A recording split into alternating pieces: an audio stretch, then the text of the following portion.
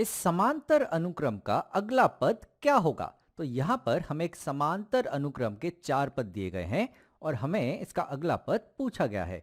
तो यहाँ पर हम देख सकते हैं जो प्रथम पद है वो यहाँ पे है ऋण 8 और उसके बाद अगला जो पद है वो 6 से कम होके हो चुका है ऋण 14 और उसके बाद जो अगला पद है वो भी 6 से कम हो चुका है, वो हो गया ऋण 20 और उसका अगला पद भी 6 से कम होके हो चुका है ऋण 26। यानी जो हमारा सामान्य अंतर है वो है ऋण 6।